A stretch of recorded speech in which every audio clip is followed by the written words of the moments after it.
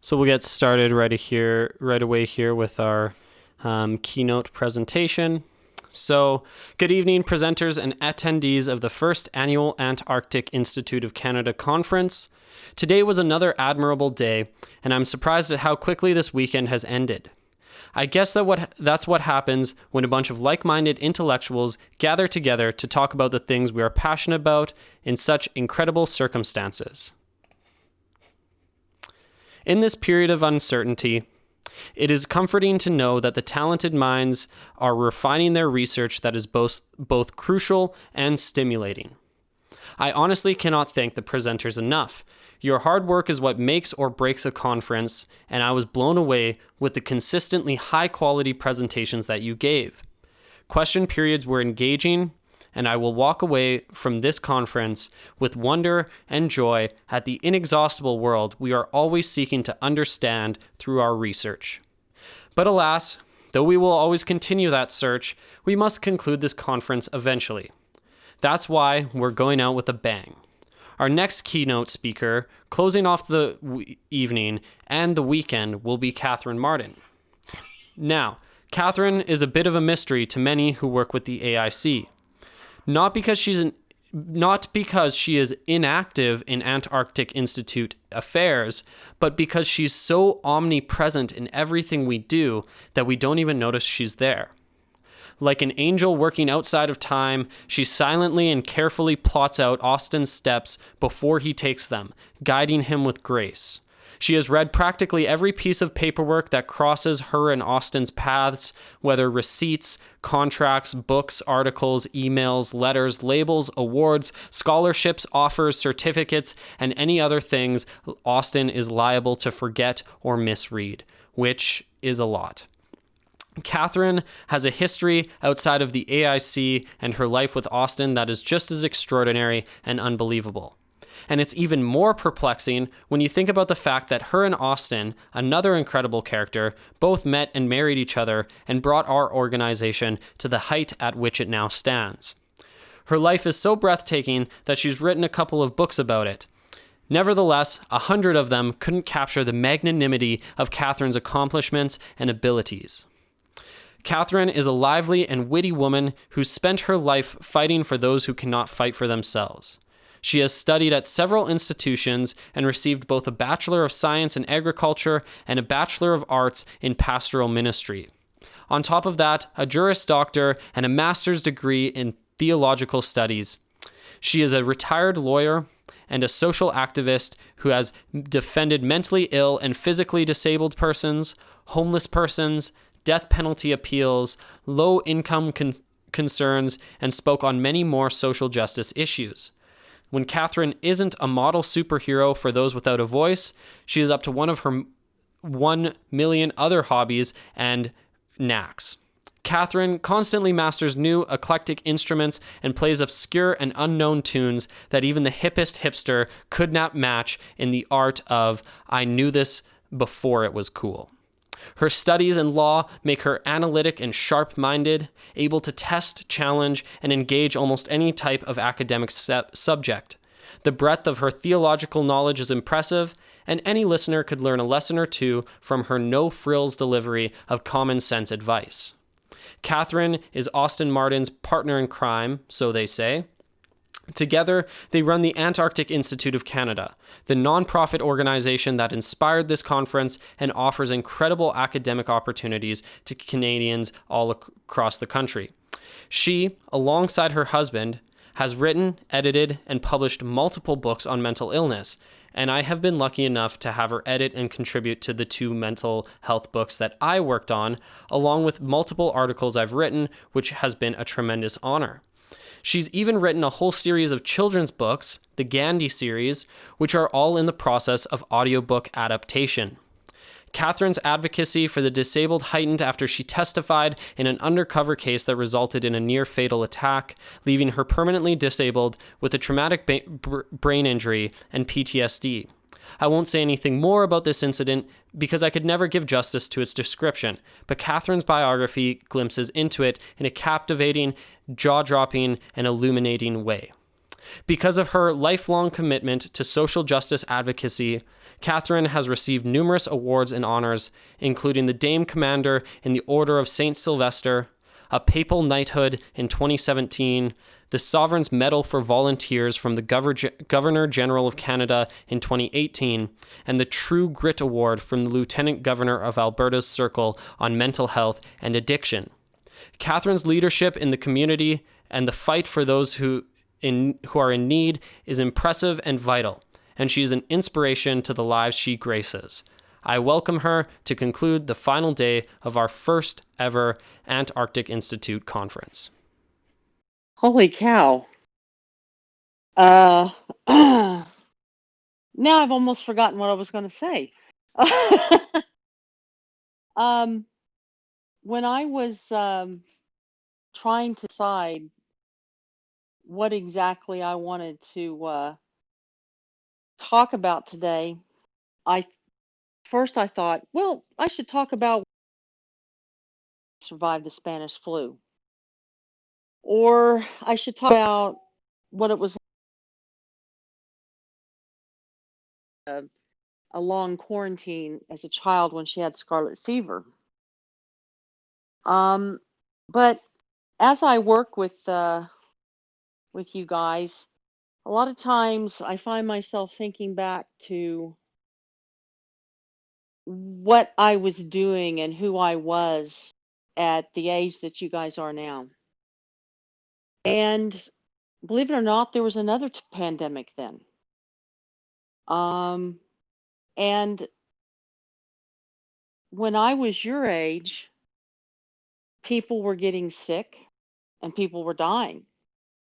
And the pandemic I'm talking about is AIDS. And looking back, there really are some interesting similarities to what we've been experiencing with COVID.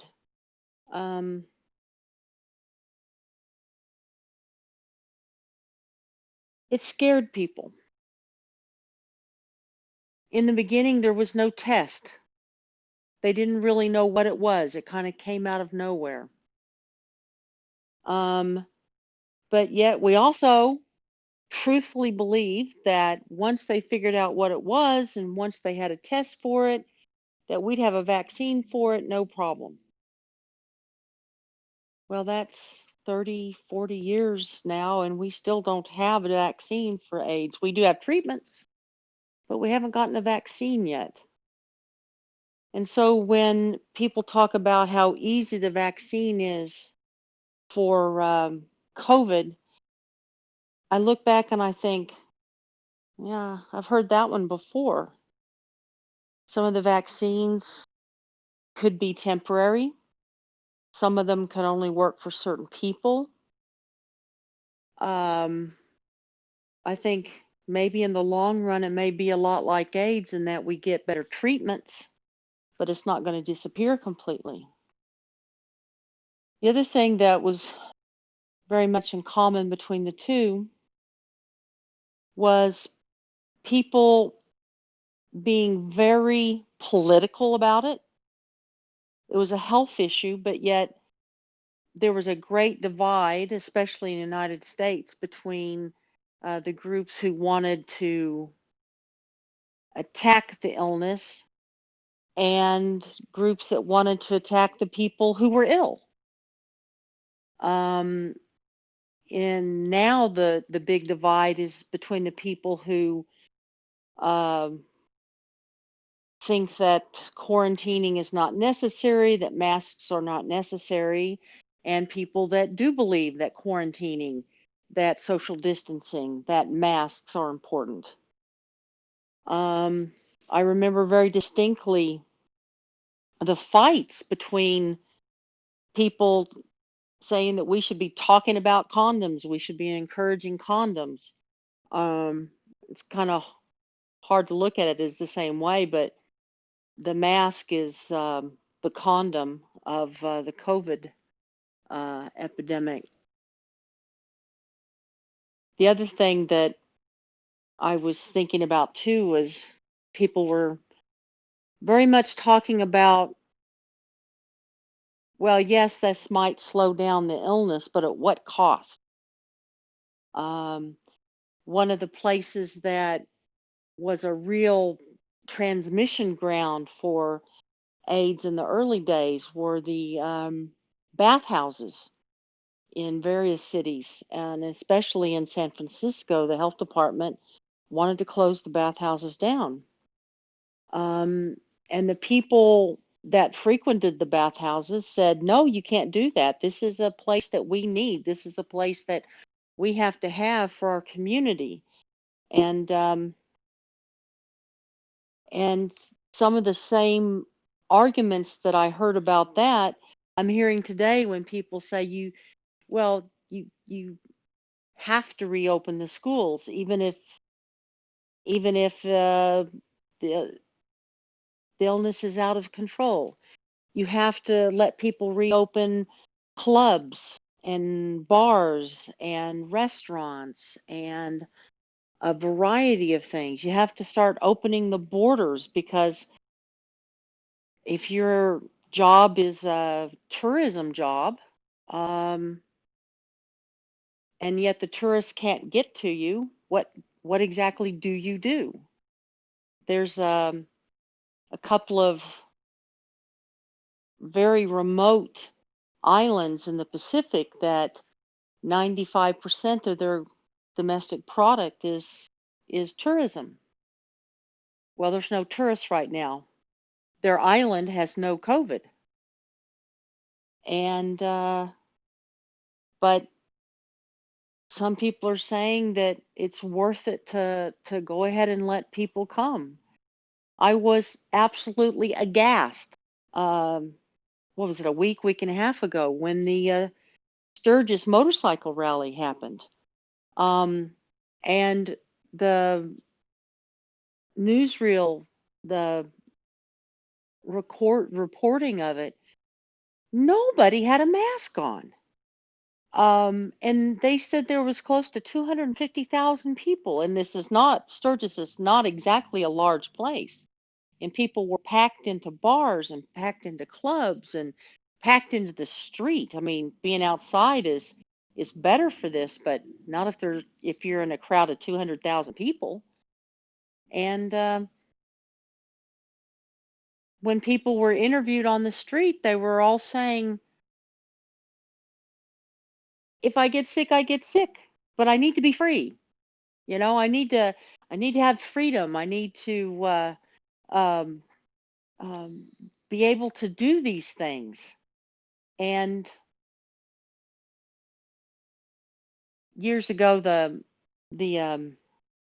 when we were going through a bad recession, the the way people described it, they'd say, well, a recession is when your neighbor's out of work, and a depression is when you're out of work. For people,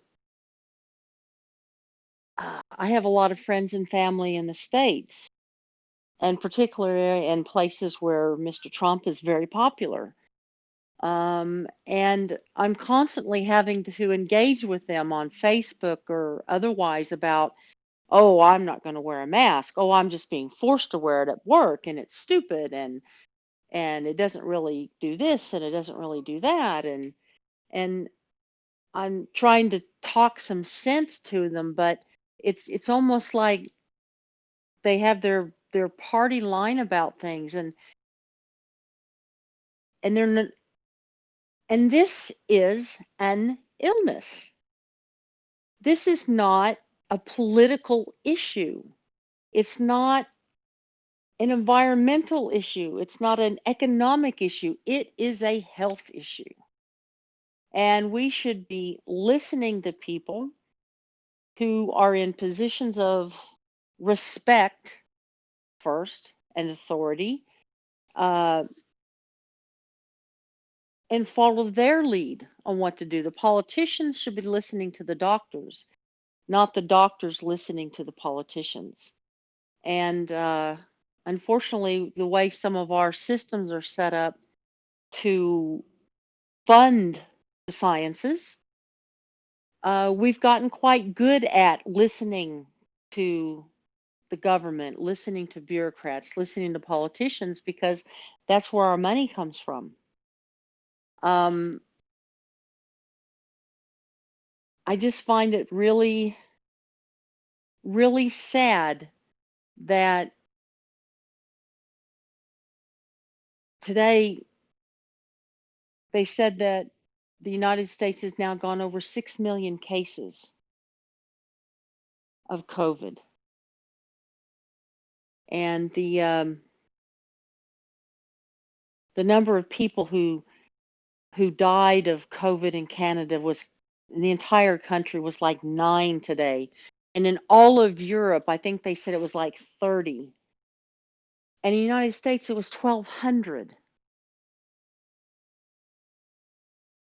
I expected those kind of numbers to occur in places like, well, like Brazil and India, where they have a whole lot of people and a lot of them are poor, and they're crammed into very confined, enclosed spaces, and they have a health system that is definitely not with the infrastructure needed to take care of a large pandemic.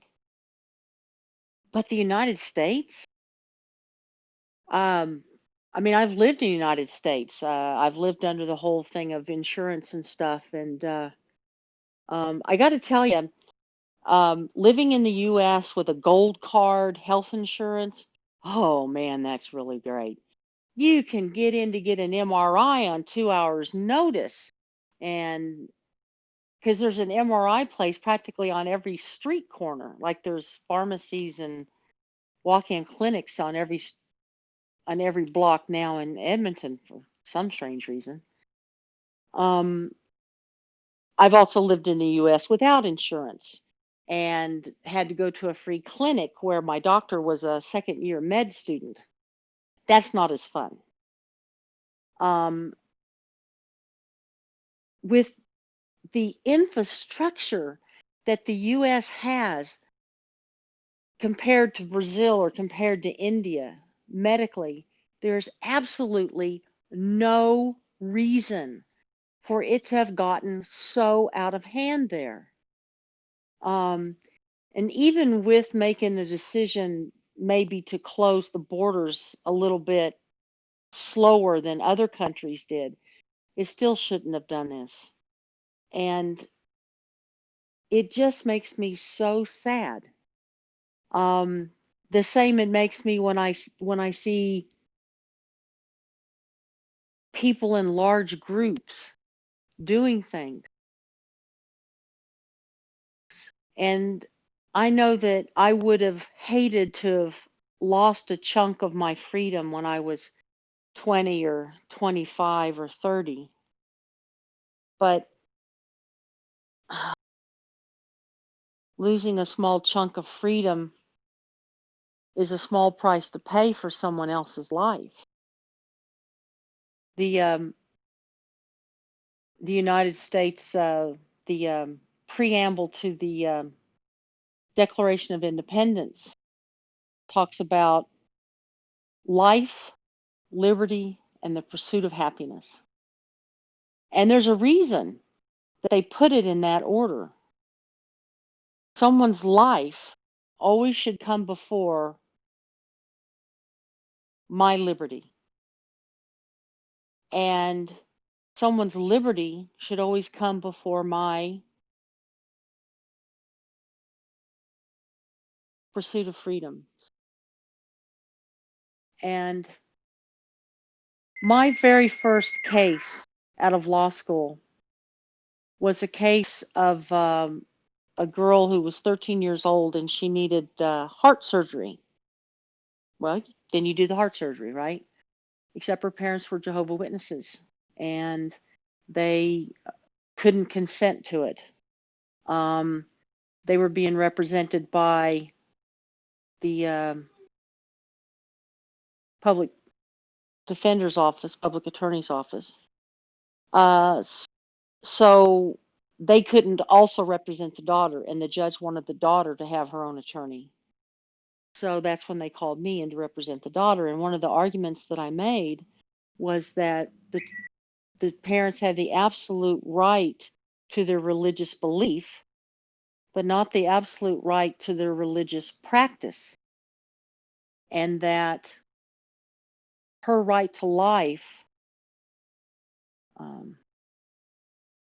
I should say their right to practice their religious beliefs ends where her right to live begins. And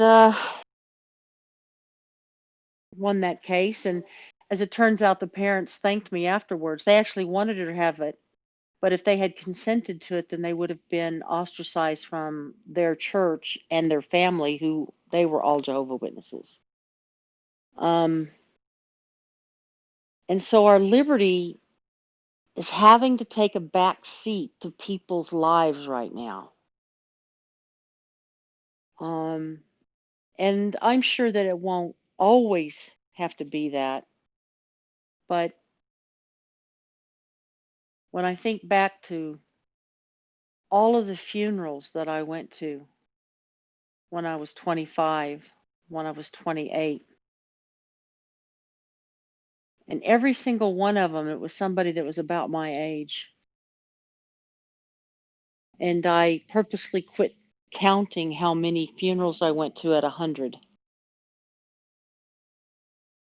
And in Oklahoma, we didn't have near the outbreak that they had in LA or San Francisco or New York or Miami.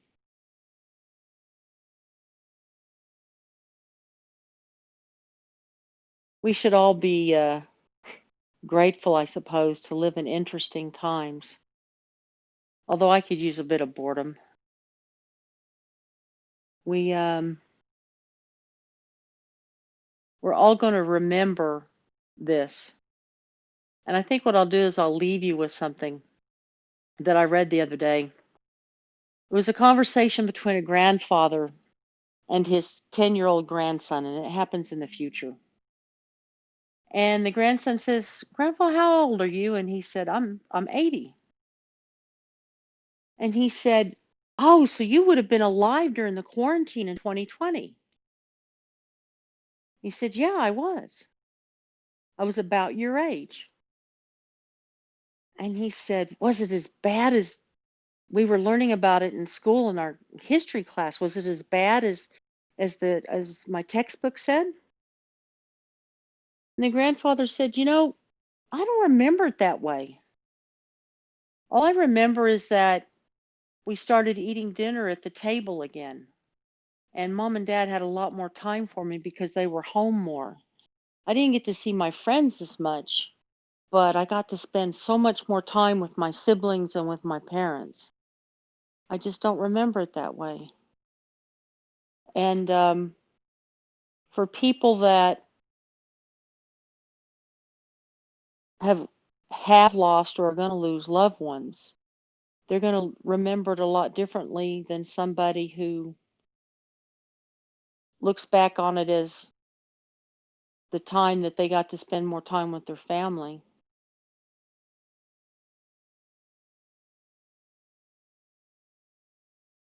And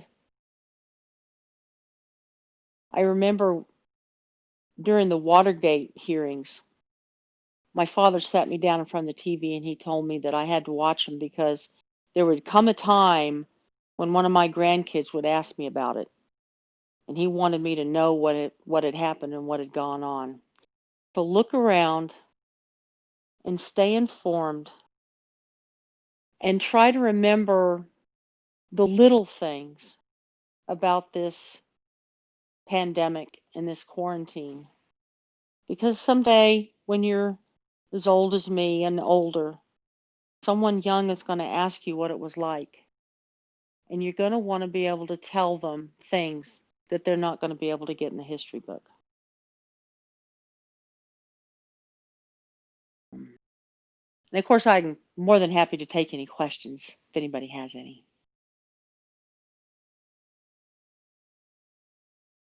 Thank you so much, Catherine. So we actually do have a question right away from Bray. She asked, how can we best engage in discourse across political lines when it comes to COVID? It's a good question. I'm a I'm a dinosaur because I'm a moderate. Um, I have in the past signed petitions or something on something that's a democratic issue like labor unions, or that's a Republican issue like euthanasia.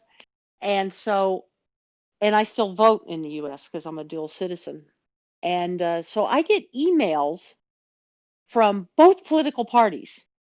I pretty much erase them all the second I get them, but I do get them from both sides. It's very hard being a moderate. It's like walking a tightrope. And I think that the important thing to do is to remember that that person is not going to agree with you, and they don't have to agree with you. And in something that's this polarized, and this touchy for people, um I mean they should be more worried about who's dying rather than, oh, I'm going to suffocate if I wear a mask. I'm certainly glad the doctor that did my reconstructive surgery with a mask on didn't die of lack of oxygen while he was doing the surgery. It was like 6 hours. Um, what you have to do is, when I'm dealing with somebody who's very difficult to talk to, I just simply and calmly repeat the same things over again. Um, I will use verifiable scientific information. And that works with about a third of the people you deal with. And the other two-thirds, you have to take the Jesus way. When he was dealing with people who couldn't understand what he was saying, he told a parable. And um, again, that's something that gets easier the older you get, because when you're younger, you don't have the same experience of dealing with all these different people. When I was young, I before the age of 10, I'd read every Agatha Christie book, and she had basically two detectives, one that was very scientific CSI kind, and one which was a doddering old lady. The CSI guy always worked from the science and the evidence and stuff, whereas the old lady, she would base it on the fact that she had known so many people in her life that she could understand people's, what made them tick, and their motivations, and their jealousies and their envies, and that is how she would figure out who the bad guy was. um so that's what I do, is I will, as you can see from my speeches, I will tell anecdotes, I will tell stories as a way of trying to get the person to take a step back off of their borderline, and tell them a story about something. Um, but that can be very difficult to do. And so when I'm reading things that people are blogging about COVID, I look for those. I look for those little stories. And sometimes that's how you can engage someone, because you're not saying mask this or mask that. Instead, you're saying, I haven't had a trouble with the mask yet. And, my brother's a doctor, and he spends 10, 12 hours sometimes in a mask when he's doing a complicated surgery. And then they go, oh, wait a minute. You're right. Doctors do have to wear masks all the time. How do they handle it? You know? So that's how you can engage people. You never attack what they're saying, and never attack them, obviously. Just talk to them about how you feel. And remember that they're entitled to their feelings. And most of their feelings, particularly the irrational ones, are based on fear. And everyone should be a little bit afraid right now. And when people are afraid, it's very easy for them to reach out and try to grab a hold of ideas and concepts that are a little bit out there. I had the same problem with farmers. They inherited a farm that their grandfather had survived the depression with, and their dad the war years and the drought years, and all of a sudden they couldn't do it. And if I started talking about globalization and macroeconomics, they'd shut down. But somebody could come in and say, oh, it's all because of a Jewish banker conspiracy, then they would, okay, that was somebody to hate. That was somebody that made sense to them, even if it didn't make sense to me. And people are always looking for that kind of thing when they're afraid. They're looking for some easy, quick explanation that, for whatever reason, will make sense to them. And then that's another issue. That's another way that you can sometimes engage people. But of course, if they've heard something silly like that and it's stuck in their head, there's not a lot you can do. I mean, my mother, to the day she died, was convinced that you could get AIDS from a public swimming pool. And there was nothing I was going to do or say that was going to change her mind about that. So sometimes you have to pick your battles.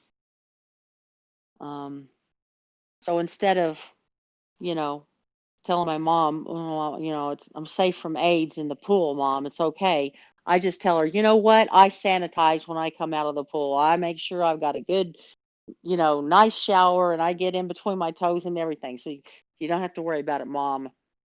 Anyway, has anybody else got a question?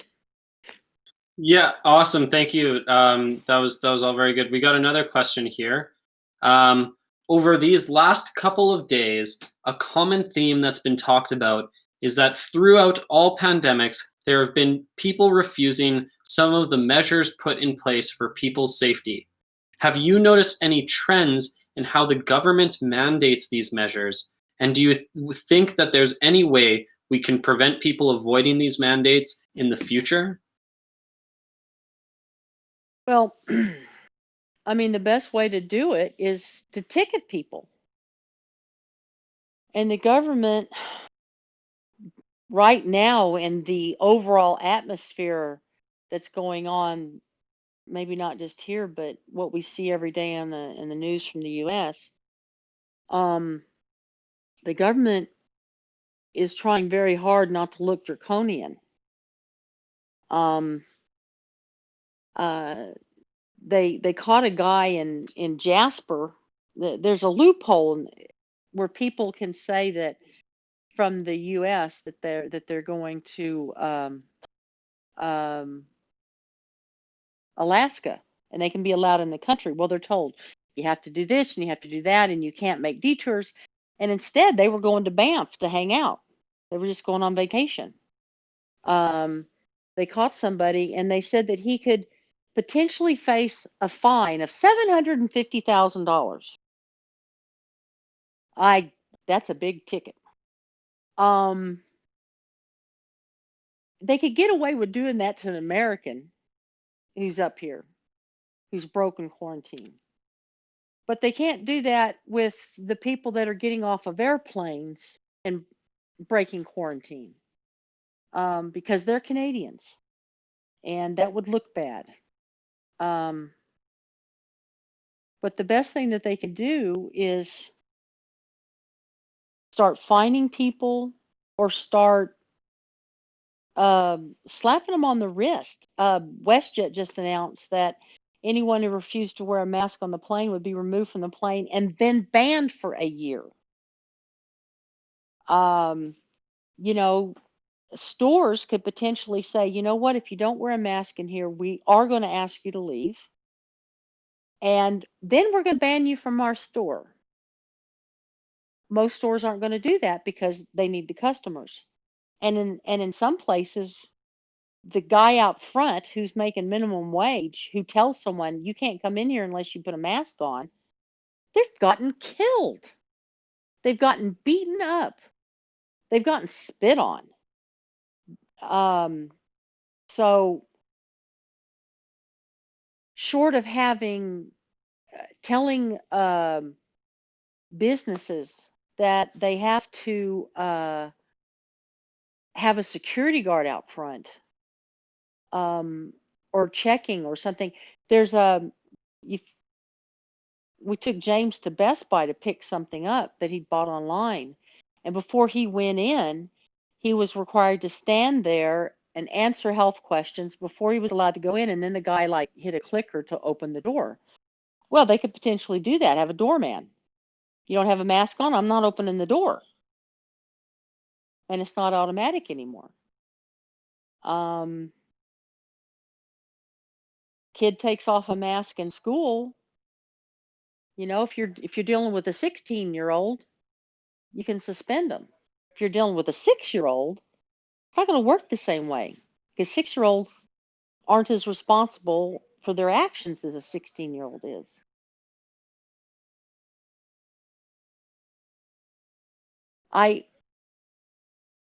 Somewhere along the line, we made what should have been a health issue an us or them issue.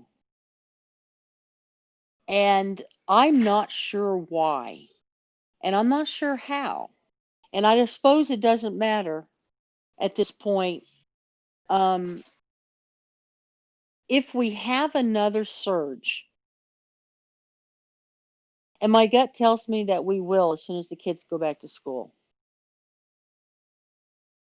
I think that would give the government, local governments, provincial governments, whomever, the authority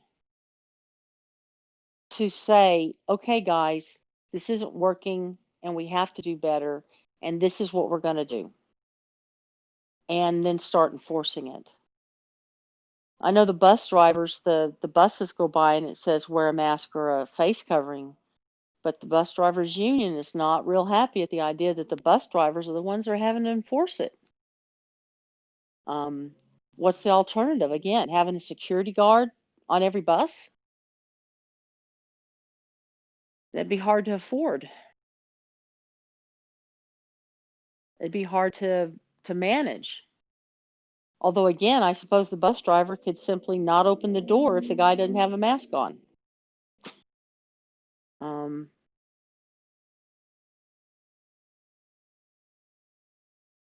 I guess I'm just glad that I'm not one that's in charge right now, because these are some really, really big issues. These are really big decisions having to be made. And to be honest, particularly when it comes to things like the provincial budget, there aren't any solutions. There aren't anything that's going to work to fix it, at least not in the short term. Everyone's just kind of, it's like people, when they first lose their job, sometimes they'll live on their credit cards for a while and they'll think, well, when I get a new job, I'll worry about the credit cards later. And basically that we're doing that as an entire society. Everything's going on our credit cards and we're just hoping that something picks up at the other end and we get a better job and the pandemic ends and the tax money starts coming in to where we can pay off all of this stuff that we've done to try to keep the society from going into chaos.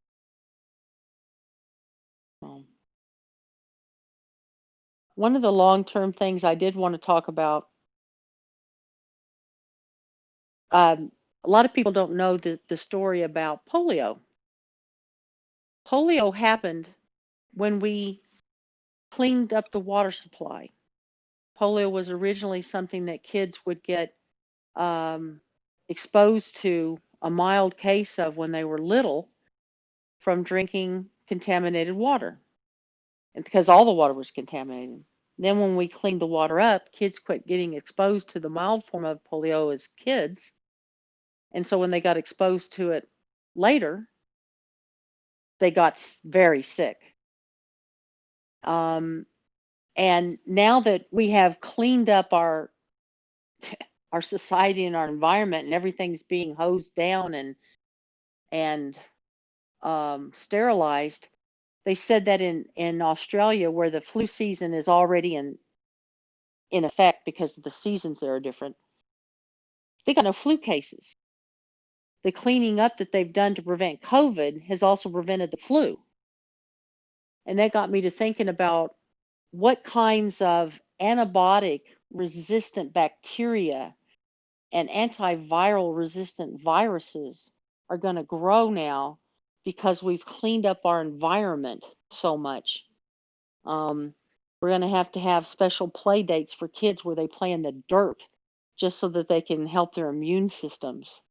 What kind of illnesses are we going to get because our immune systems are going to be compromised because we're not going to be around any germs anymore?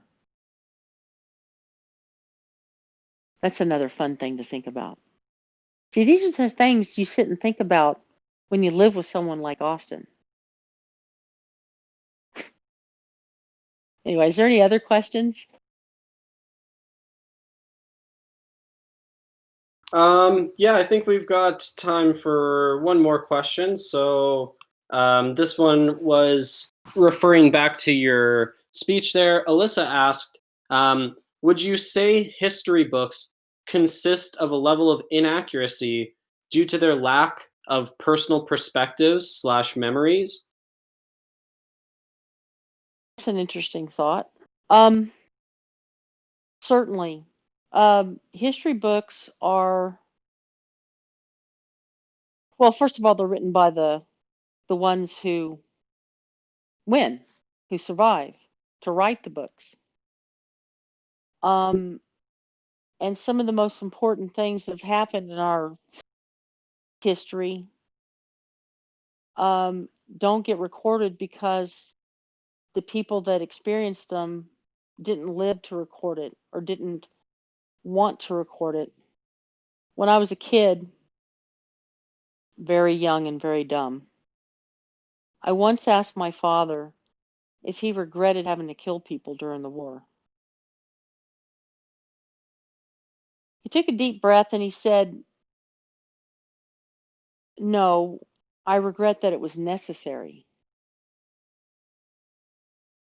And every time there's a discussion about whether or not the US should have used atomic weapons, I think back to what my father said, that when the bombs dropped, all of the guys in his unit cheered because they were getting ready to go to the Pacific. And he was completely convinced that he was going to die in the invasion of Japan. One of my mom's friends was a Japanese war bride that had come over during the Korean War. And she told about when she was a child in Japan at the end of the war, her and her classmates being taught how to roll underneath a tank and use an explosive device to blow themselves up to disable the tank. You don't see a lot of that in the discussions of what people actually felt and experienced at the time. And I think that's one of the reasons why it's important for some of the projects they've had, like Steven Spielberg, for instance. He made it a mission of his to record the testimony of every Holocaust survivor that he could find. Some other groups have done the same thing. I think Tom Hanks did with veterans of World War II in Korea, trying to get them to talk about it, because those guys were raised in a time where they did not talk about it. My father took 95% of his war experiences to the grave with him, never having told us about some of it, because you just didn't talk about it. So a lot of those stories are lost. The what it was like in Oklahoma during the Dust Bowl. My mom talked about some of that.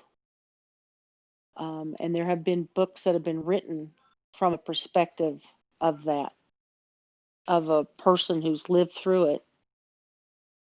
And I think, to be honest, in a real sense, they talked about how with the digitization of everything, we're missing out on some things. Like there are many copies of the Declaration of Independence or the Constitution in the U.S. that were rough drafts. And so they can see the process that they went through to change something. Well, we don't get that today, because when we do proofreading on the computer, there isn't a hard copy made of the changes for the most part. And all we're going to get at the end is the finished copy. So we don't think about the process of the decision making that went into something. But one of the advantages, though, is that 100 years ago, people kept diaries. Some people did.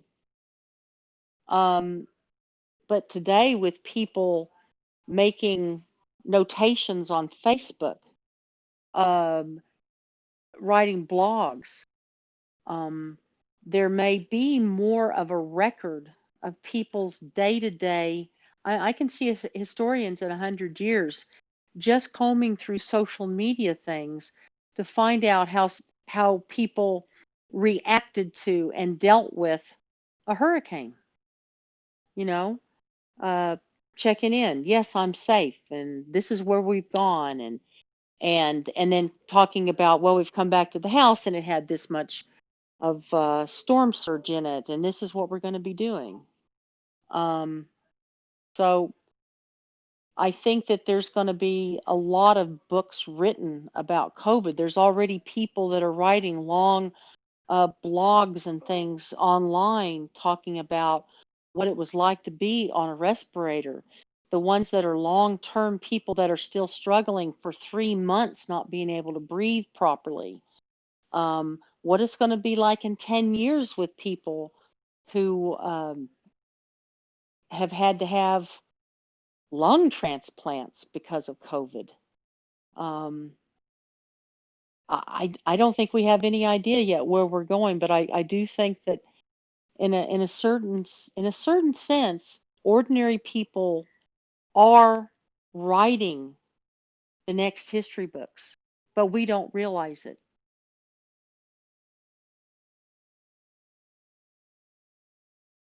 Used to be, people would sell collections of famous people's letters to them. Now it's online. So at some point, like I said, historians will be writing down the things that we talked about on social media as a way of understanding how people lived during this time. Plus, everything's videotaped now. Thank God my father did not have access to a smartphone with a camera when I was in school. Oh, horrified at the thought of that.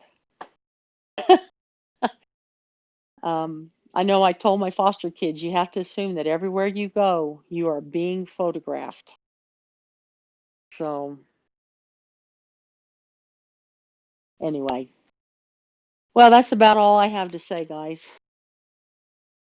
Awesome. Thank you so much, Catherine, for joining us this evening. That was amazing all around. Your speech was incredible, and your questions were just as engaging. So thanks again for joining us. And thank you, everybody, for coming to the first ever Antarctic Institute of Canada conference. It went better than I ever could have imagined. Everybody had excellent presentations. The keynotes were great. Everything moves smoothly. And I'm just very proud of how all of this went through. And I'll give a final shout out to Austin and Catherine, and then also to Alyssa, Jess, and Irving for helping us so much during this conference. Without them, none of this could have happened. It was a great time all around, and just thanks everybody for showing up.